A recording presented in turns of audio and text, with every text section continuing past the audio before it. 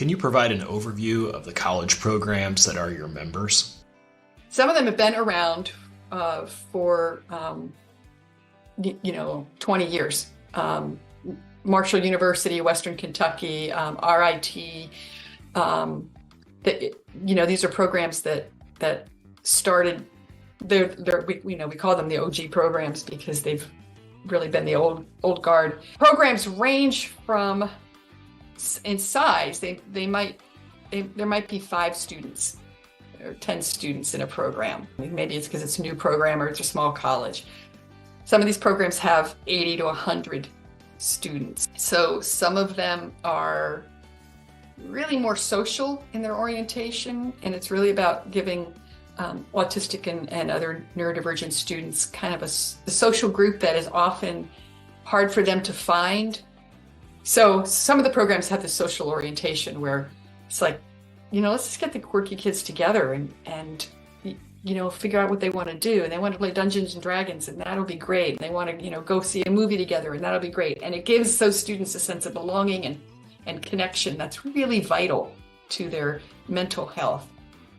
Some of the programs are very academic in nature. So they have almost a executive coaching function built in. So student meets with their coach or their mentor twice a week, and they go through their schedule and syllabi, and there's check marks that they have to do. And what advice would you have for families evaluating different colleges and support programs? I think, right, because you've got all of the typical college choice metrics that a family is trying to figure out, like location, size, urban versus rural, academic program, affordability, and likelihood of being accepted. The people that are looking at the autistic or the autism support programs have this whole other layer of complexity. So now they've got all the usual stuff, and then they've got this, and they have to really figure out, what is it that you're going to need to be successful, and is this program going to provide that? And so families really need to think about, what does my son or my daughter need? Do they need the social support? No, and she's got a million friends. She's great at making friends. Maybe she's quirky, but that's never seems to bother her. She's always got friends. So she doesn't need the social stuff, but boy, academically, if she could get, find her way out of her, the mess that she creates, she'd do okay. And then others, academically, they've been fine, but parents are really worried about them being lonely or ostracized, bullied. Autistic kids are really vulnerable to bullying. They have been their whole lives, and college is not any different, sorry to say. So a family really needs to figure out, what do we need, and how does this program match up? And do the research, talk to students who are involved in the program. Any telltale signs of a well-run college support program? So things that I would look for are some sort of responsiveness from the program to an inquiry, even if it's just hey, come to our webinar Wednesday night. Because even though they're really busy, they know that their job depends on them having a pipeline of students. And so you really want a director who's kind of on top of things, or someone on the staff who's on top of those things.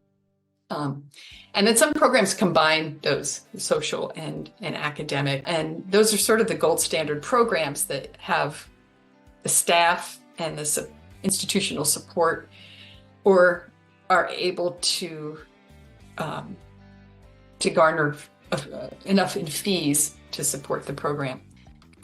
Do they provide a summer program, or at least some sort of a special, an orientation program for the students in the program? That's not every school can afford to provide a summer transition program, and there are schools out there that provide them for students in general, not just the ones who are coming to their campus. And so I really encourage families to look at. We have a list of summer programs on our website. But you definitely want to know that during the orientation process, the program is involved and is thinking about how to orient the students in the program in some very specific ways.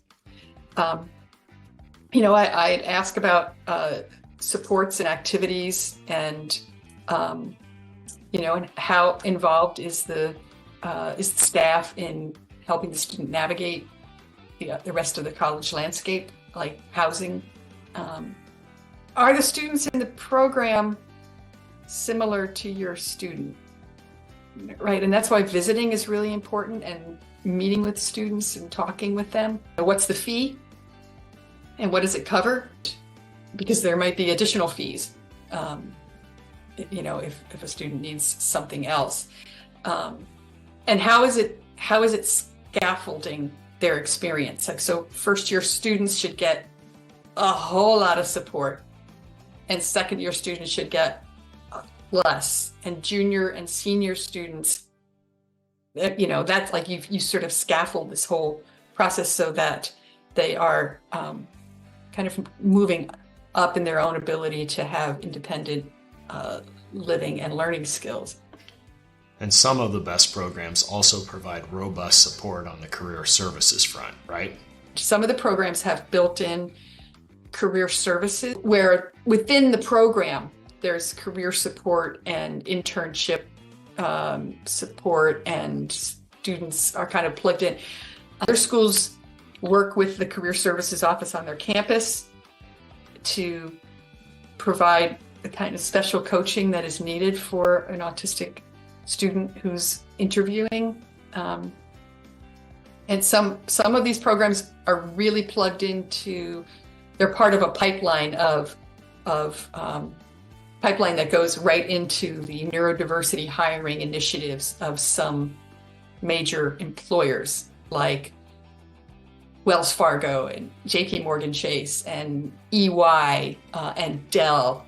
Those employers have neurodiversity hiring initiatives, and they look to these programs to provide them with talent. More and more colleges seem to be adding autism support programs and can help support them in that journey, right?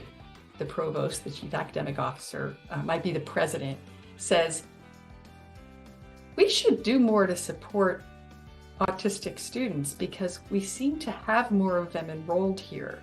And I've heard about a program at X university or Y college, and I think we should start one of those. And they turn to probably the disability services director and say, can you start one of those? Person may or may not know about these programs, but they start to do their research and they find some of these programs and they find their way to us. And we say, we can help. So one of the things that we do is we have both an in-person and a virtual educational opportunity called Building Blocks, which is about, Square One is the name on our in the virtual program. If you want to start a program, sign up for this and we will do a workshop for you, and you will learn some of the things, the building blocks that you'll need to get this program up and running. And then you will be part of a cohort of people who are doing exactly the same thing around the campus. And then you plug into this network that CAN has of people who've been doing it for years, and they become your mentors and they help you get a program going. So every year at the summit, our annual event, we have this workshop, and every year it sells out. Like 50 people, we put a cap of 50 on it, and 50 people sign up for it and pay extra for it, and they show up and they do a pre-conference workshop. And then they go back to their campus and they say to whoever charged them with this, here's the blueprint, here's what I need to do. And with any luck, that senior person on campus says, great, here's the money. But a lot of schools are realizing that it's a retention tool.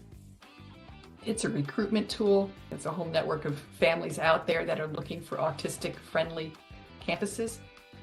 And so it helps them put bodies in seats, and that's important. for the vast majority of colleges and universities out there that are not highly selective.